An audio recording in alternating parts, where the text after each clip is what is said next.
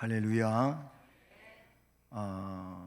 2023년도 이렇게 오늘 끝날 마지막 날입니다. 12월 31일.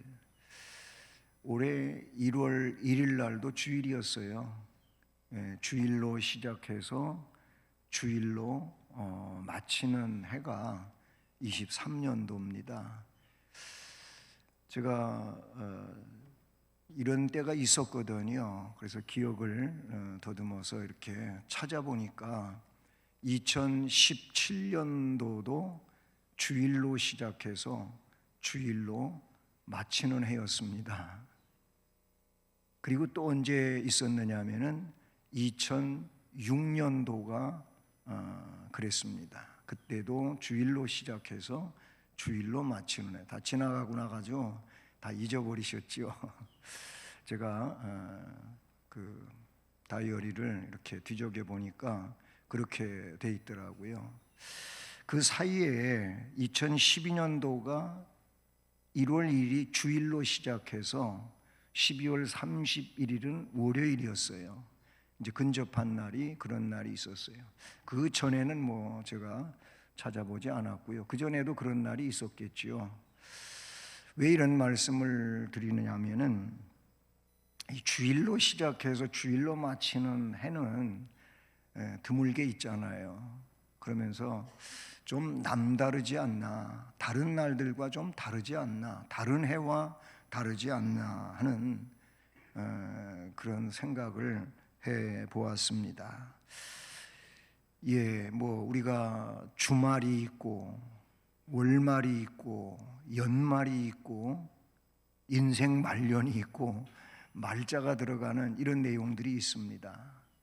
일주일 단위로 볼 때 주말은 그 주말대로 한 주간에 마무리하는 이런 일들로서 또 한 주간의 의미가 있지 않습니까? 월말은 월말대로 한 달을 살고 월말이 되면 여러 가지 면에서 좀 분주다산한 이런 일들이 있지요.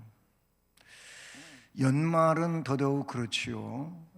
우리 믿음의 사람들로서 한 해를 마무리하는 이런 연말에 있어서 그 한 해를 뒤돌아보면서 내가 하나님 앞에 어떤 일로 충성을 해왔나, 또 어떤 일에 있어서는 내가 하나님 앞에 너무 부끄럽고 잘 못했나 돌아보면서 내년에 새로운 해에 그렇게 하지 않기 위해서 좀 짚고 넘어가는, 그래서 새롭게 결단을 하는 이런 일은 매우 필요하다라고 생각을 합니다.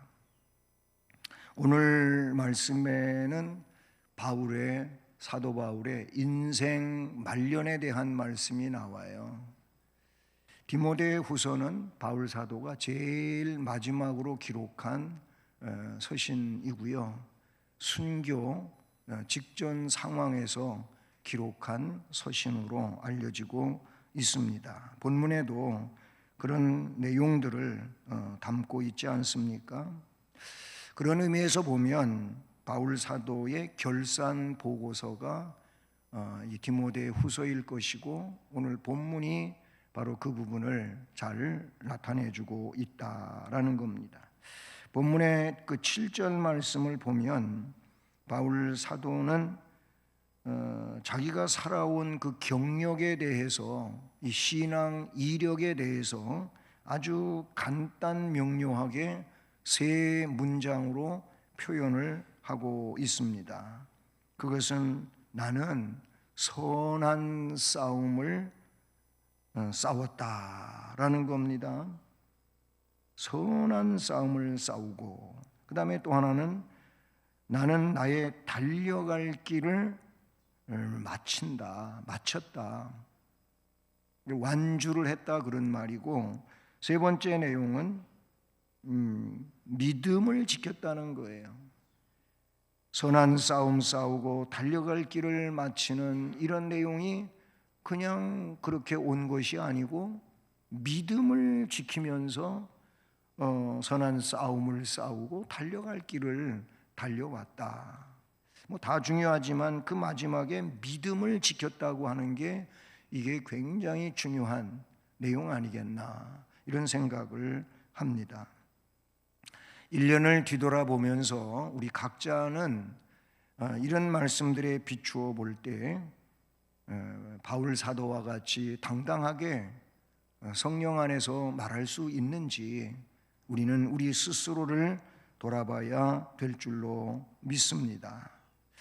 본문의 6절에 전제와 같이 내가 벌써 부어지고 나의 떠날 시각이 가까웠도다.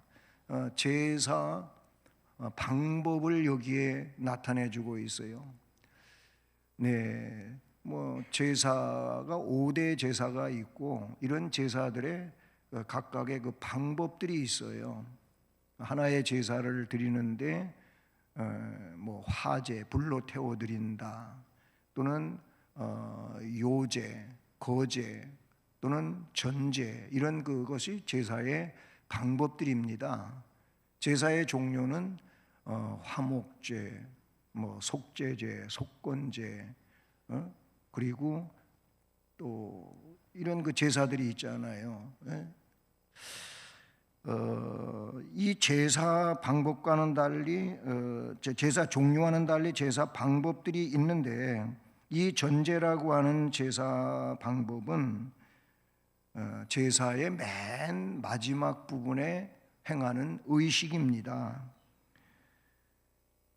그 의식은 성경의 관제라고도 그 단어를 바꿔 쓰기도 해요. 전제, 관제는 같은 뜻이 되는데 제사 제일 마지막 부분에 뭘 하는 거냐면 제물에다가 포도주나 물을 붓는 이런 의식이에요. 대다수 포도주를 붓게 되는데 레위기 15장의 말씀을 보면 어린 양이 제물이었을 때에는 포도주 한 신의 4분의 1로 관제를 드렸다. 예, 그 다음에 제물이 순양인 때는 한 신의 3분의 1을 드리고 수송아지가 제물일 경우에는 반 신을 각기 드렸다는 겁니다. 그러니까 제물의 그 뭐 크기에 따라 가지고 포도주 양이 점점 많아지는 이런 내용을 레위기에서 말씀을 해 주고 있음을 봅니다. 어쨌든 이 관제는 제사의 마지막 순서를 말하는데 그 관제를 함으로 제사가 마무리 지어지는 이런 내용이라는 것이죠. 바울 사도는 6절에서 이 내용을 전제와 같이 내가 벌써 부어졌다. 그러니까 나라고 하는 이 개인으로서 나는 하나님 앞에 제물이었는데 이제 내가 살아온 일생의 그 마침표가 되는 즉 나의 제물로서의 삶이 마지막에 관제까지 드려졌다. 그렇게 말하는 것이죠. 그래서 나의 떠날 시각이 가까웠도다.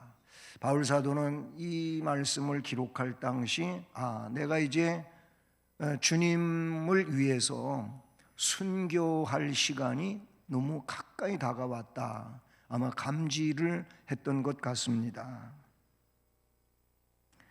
바울은 그러면서 이제 내가 주를 위해서 이렇게 말씀처럼 선한 싸움 싸우고 나의 달려갈 길을 마치고 믿음을 지켰으니까 그 다음 절에 이제 후로는 내가 이렇게 순교된 이후에는 나를 위하여 의의 면류관이 예비되었다.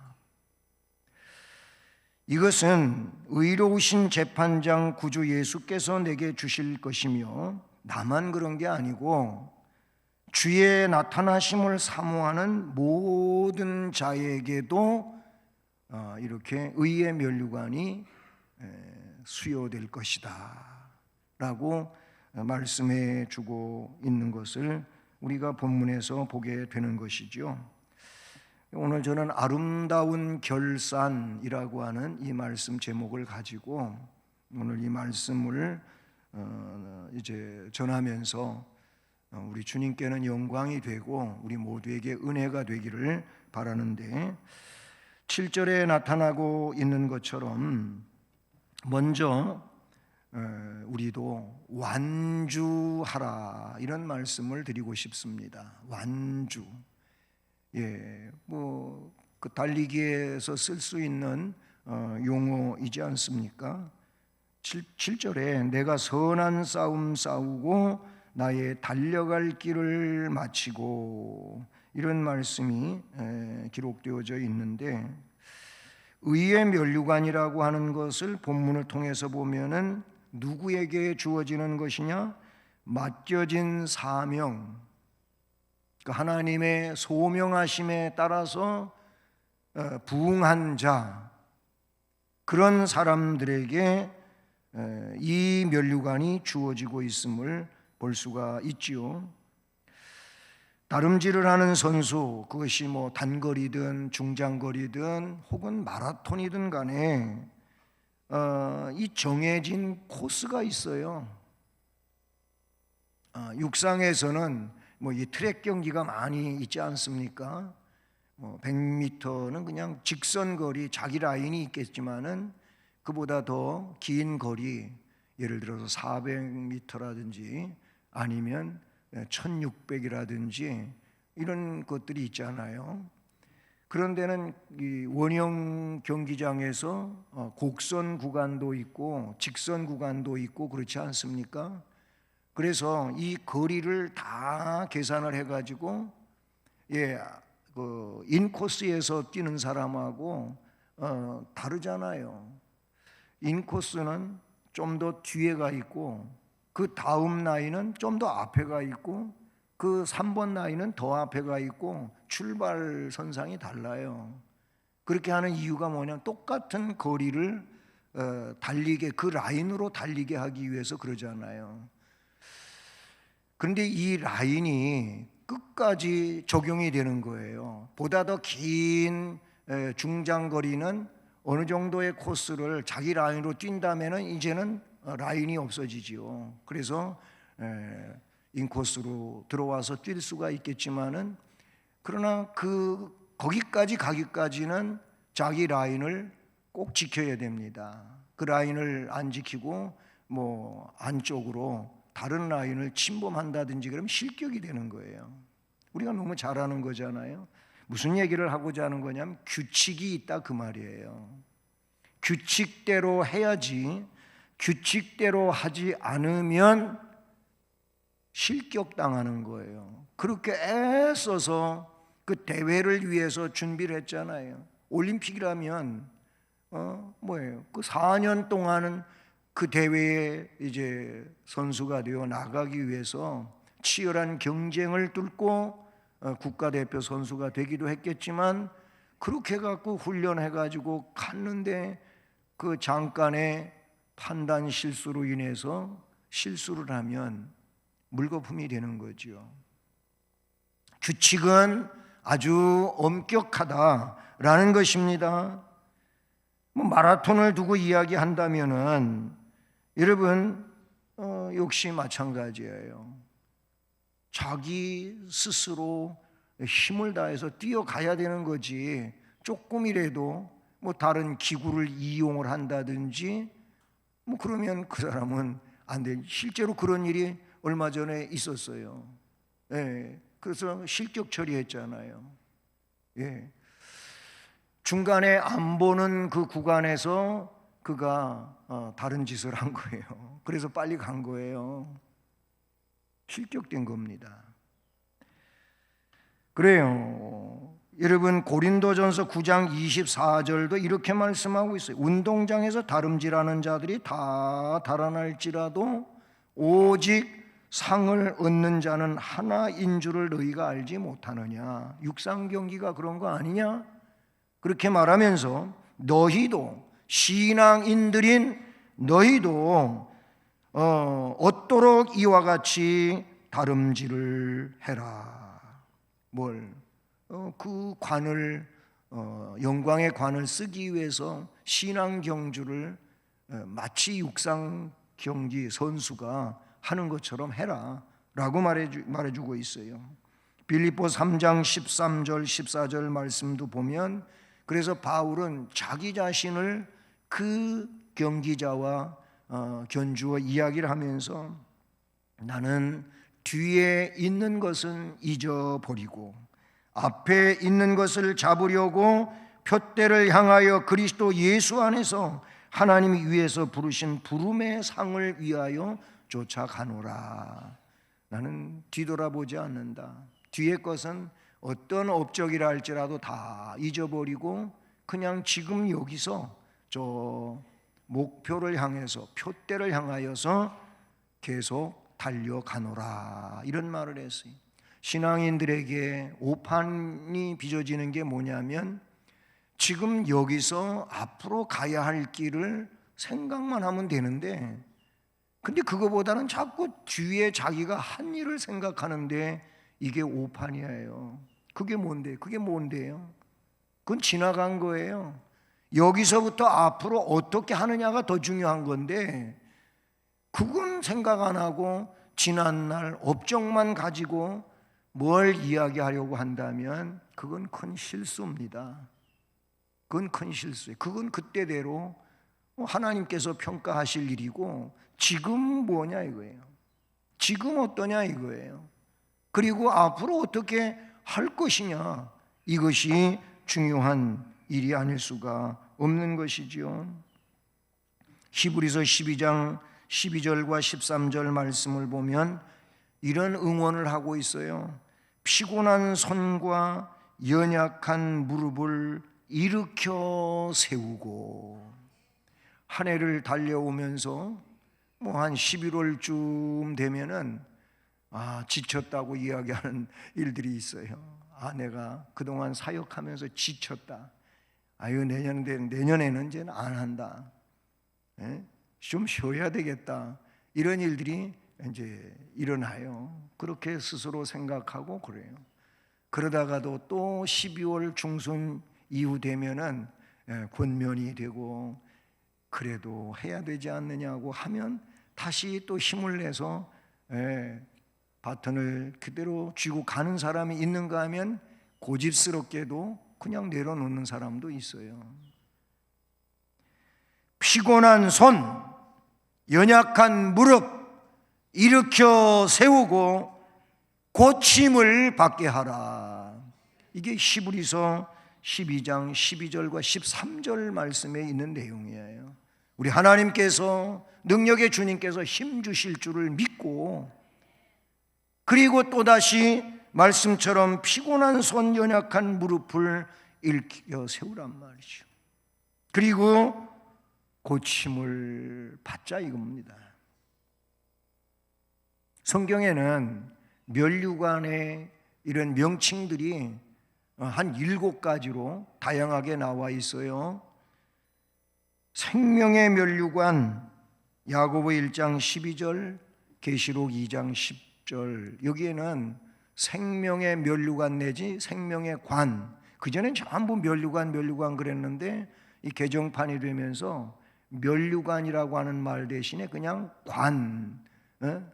관이라고만 그렇게 줄여서 쓴 곳이 많이 있죠.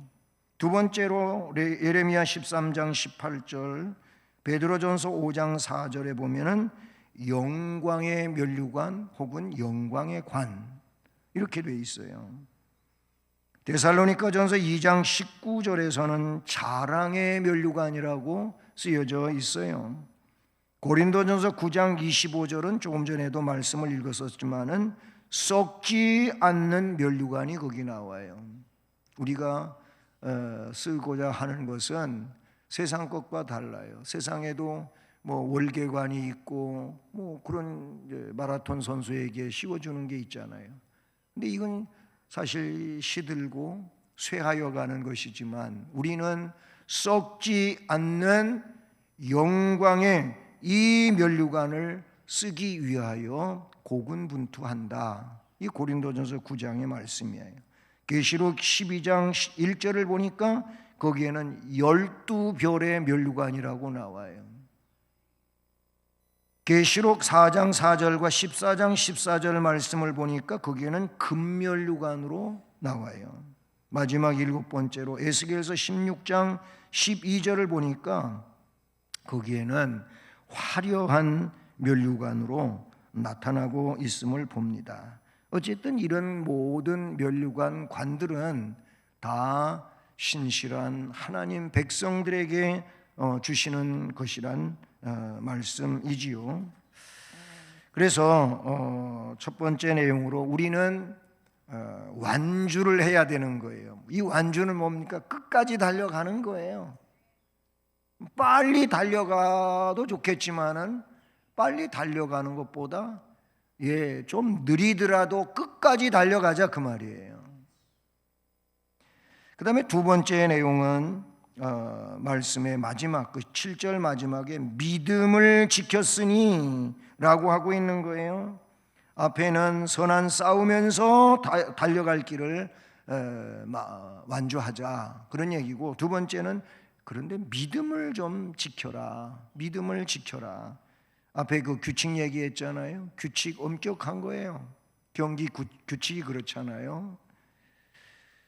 경기를 하는 이 선수들은 그러므로 규칙을 잘 숙지해야 되잖아요. 그 규칙을 잘 숙지하지 못해가지고 반칙을 해놓고 왜 내가 퇴장당해야 되냐고 그러면 안 되잖아요. 마라톤 선수가 너무 힘들다고 고통스럽다고 정기 코스가 아닌 쉬운 지름길로 간다든지 어떤 기구를 타면서 빨리 간다든지 그러면 그는 경기 규칙을 어긴 자로 탈락될 수밖에 없지요. 성도들의 신앙생활도 규칙이 있는데 그게 말씀이고 그에 따르는 믿음이라고 볼 수가 있어요. 믿음을 지켜야 돼. 믿음을. 우리는 믿음의 사람이고 믿음이라고 하는 것을 신앙이라고 표현하기도 하는데 이 신앙을 지켜야 되는 거예요. 그냥 난 교회 다니는 사람이다. 그래, 진짜 교회 왔다 갔다 교회 다니는 사람 맞지요. 예? 어떤 사람이 야, 내가 너 극장 구경 시켜줄 테니까 너 나 영화 구경 시켜줄래? 이런 얘기가 있잖아요. 극장 구경이 뭐예요? 극장 건물 구경 시켜주는 게 극장 구경이에요. 그런데 영화 구경은 뭐예요? 그 극장에서 상영하고 있는 그 영화를 보게 해주는 게 영화 구경이라는 말이죠. 본질이 뭐냐 이거예요. 네? 우리가 교회를 다니는 게 물론 맞아요. 교회 다녀야 되겠지요. 그러나 이 교회를 다니는 그 진심이 뭐냐 이거예요. 예수가 구주이고 예수 그리스도를 믿기 위해서 교회 다니는 거지요. 그 주님께 예배하기 위하여 교회에 오는 것이고 그 주님께 영광 돌리기 위해서 내가 믿음으로 봉사하는 거예요. 내 아까운 것들을 주님 앞에 드릴 수 있는 게 뭡니까? 나 주님을 사랑하니까 내가 믿음이 있어서 그러는 거예요. 내 것을 아까워하고 주님 앞에 드리지 못한다면 그게 정말 올바른 믿음이냐 이거예요. 목숨까지 내어주신 주님께 내가 못할 일이 뭐가 있겠어요? 믿음을 지켜야죠.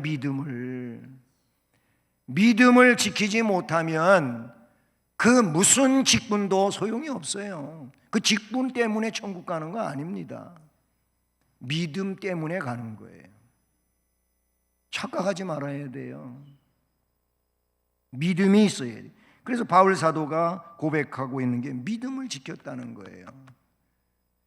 앞에 순서대로 선한 싸움 싸웠다. 이 선하다고 하는 그 자체가 중요한 것이겠지만 믿음으로 선한 싸움을 싸워야 돼요. 선한 싸움이 뭐예요? 영적인 싸움이에요. 뭐 사람과 이 사람하고 저 사람하고 관계 속에서의 그런 선한 싸움이 아니에요. 우리는 영적인 싸움을 말하는 거예요. 이 악령과 사탄과 마귀와 성경에 나오는 이 붉은 용과 뱀과 우리는 싸워야 되는데 그게 영적인 싸움이고 선한 싸움인 거예요. 이 싸움을 싸워야 돼요. 사람하고 싸우지 말아요. 그 속에서 역사하는 그 사탄과 싸워야지, 사람하고 싸우면 이것은 영적인 싸움이 될 수가 없는 겁니다. 그러니까 선한 싸움도 믿음을 가지고 싸워야 되는 거예요. 그 다음에 달려갈 길을 끝까지 달려갈 때에도 믿음으로 달려가야 돼요. 그냥 달려가는 게 아니에요. 믿음으로 달려가야 돼요. 아까 믿음이 뭐라 그랬어요? 규칙을 지키는 거예요. 그래서 예수 믿습니까? 자꾸 물어보는 거예요. 확인시켜 주는 거예요. 예수님이 구세주인 거 믿습니까? 예수님이 우리 죄를 속해 주신 거 믿습니까? 물어보는 이유가 그거예요. 그걸 우리가 확신해야 되는 거예요. 믿어야 되는 것이지요. 성도들이 빠지기 쉬운 과오가 있는데 남에게 믿음을 가르치면서도 자신은 믿음을 지키지 않는 데 문제가 있어요. 그리고 야고보 사도는 선생된 자들아 너희들이 더 큰 심판 받을 수 있다. 어쩌면 저한테 두고 하신 말씀이라고도 생각해요.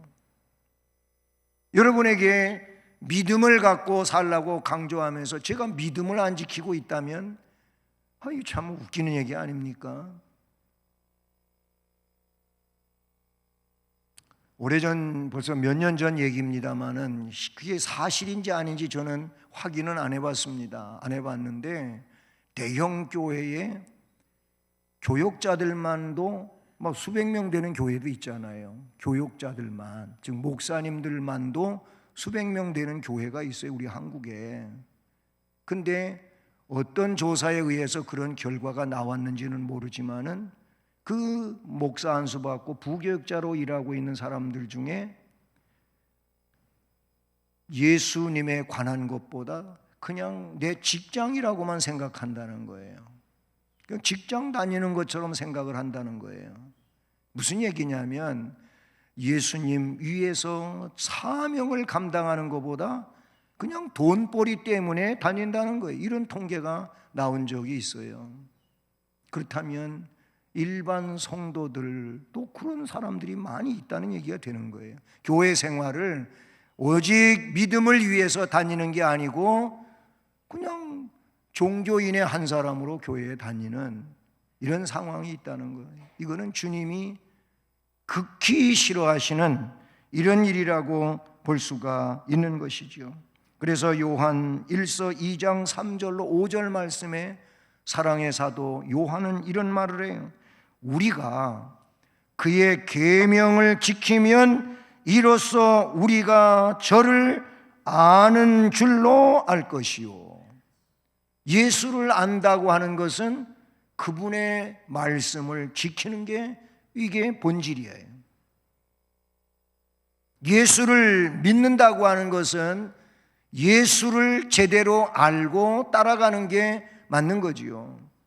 계속 이어서 뭐라고 말하냐면 저를 아노라 하고 예수를 안다고 하면서 그분의 계명을 지키지 아니하는 자는 거짓말하는 자라는 거예요. 그것이 거짓말이라는 거예요. 예수를 안다고 하면서 어떻게 그분의 계명을 따라가지 않냐 이거예요. 그분의 말씀을 그냥 도외시하냐 이거예요. 그건 아는 게 아니라는 거예요.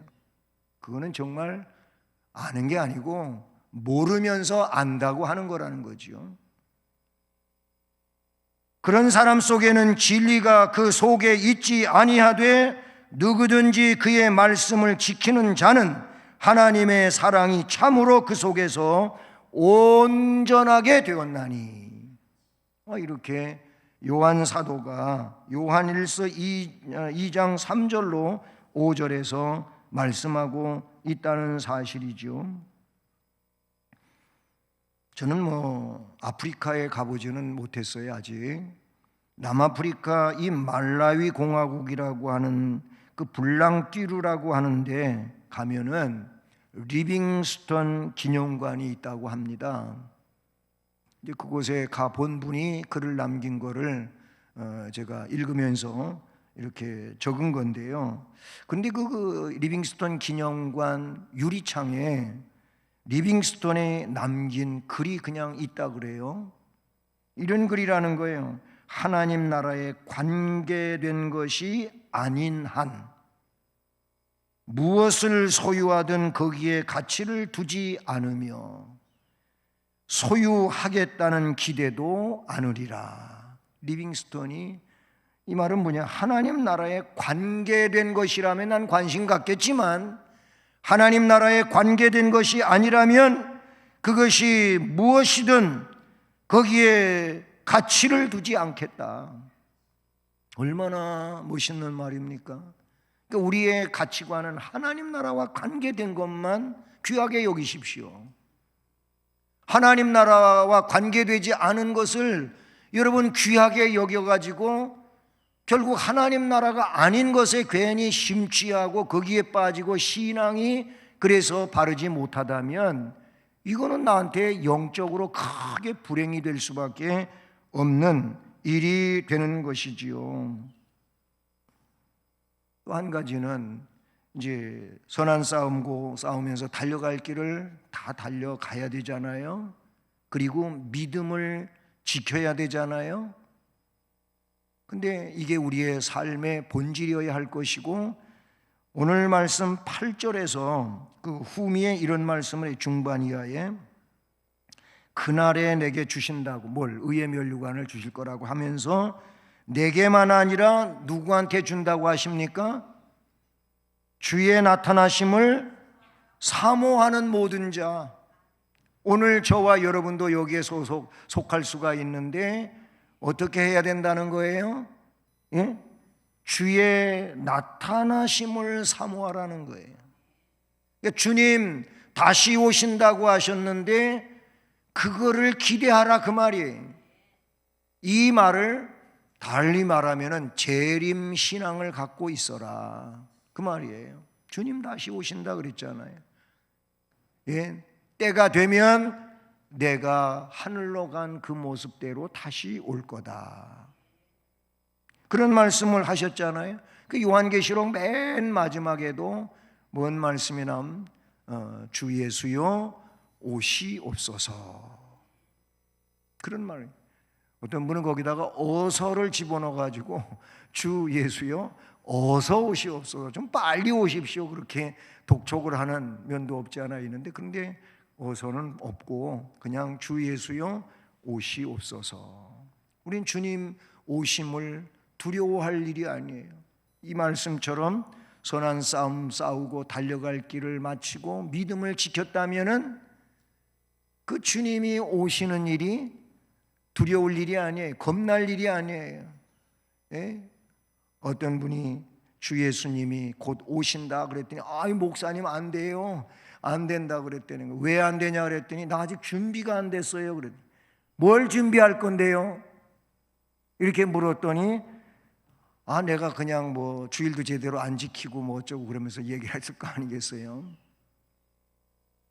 그게 아니에요. 주일을 안 지켜도 된다는 말이 아니고 믿음, 예수님이 구세주라고 하는 믿음이 분명해야 된다. 이게 분명하라고 합니다. 그게 준비 다 된 거예요. 그러면 준비 다 된 거예요. 그리고 예수님이 구세주라고 하는 것을 분명하게 믿는 사람은 어떠냐고? 평소에 신앙생활 잘 하는 거예요. 예수님이 구세주인데 어떻게 신앙생활을 걷도냐 이 말이에요. 주의 재림을 사모하라. 바울 사도는 이렇게 말씀해 주고 있다는 사실이죠. 그래서 고대하는 거예요. 기다리는 거예요. 사모하는 거예요. 그런 자들에게는 주님 오시고 주님이 의의 면류관을 그런 이들에게도 씌워준다라는 겁니다. 우리에게 의의 면류관을 상급으로 주시는 하나님은 은밀한 중에 보시고 갚아주시는 분이라고 마태복음에 말씀해 주잖아요. 은밀한 중에 보시는 분께 너는 은밀하게 기도하면 된다. 너의 구제도 너의 이런 금식도 은밀한 상황으로 하라는 거예요. 뭐 그냥 떠들어대면서 할 일이 아니고. 왜냐하면 은밀한 중에 계신 하나님, 은밀한 중에 보시고 은밀하게 갚아주신다는 거예요. 아멘. 그러면 되는 거예요. 다른 사람들이 몰라도 괜찮아요. 내가 한 일이 표가 나는 것 같지 않아도 주님 아시면 되는 거예요. 외모를 보시지 아니하시는 하나님, 중심을 보시는 하나님. 사무엘상 16장에서 다윗을 왕으로 기름 부을 때 사무엘 선지자에게 해주신 말씀이에요. 여러분, 23년도 마지막 날인데 아직도 시간은 몇 시간 더 남아 있어요. 여러분, 달려갈 길을 완주합시다. 선한 싸움 싸우고 완주해야 돼요. 그러면 믿음을 지켜야 돼요. 주님 다시 오신다 말씀하셨으므로 다시 오실 주님을 우리는 맞이하기 위하여 준비해야 되는 거예요. 설사 내가 죽을 때까지 주님이 오시지 않는다 할지라도 내가 죽으면 그 주님 앞에 서는 거잖아요. 이게 개인적 종말이에요. 개인적 종말이든 역사적 종말이든 우리는 주님 앞에 서야 된다는 사실을 기억하고 이제 2023년도 이 주일로서 아름다운 마무리를 하시기를 바라고, 또 24년도 새해 선물로 주실 때 이 말씀처럼 새해를 살아갈 수 있기를 축복합니다. 은혜로우신 하나님 아버지,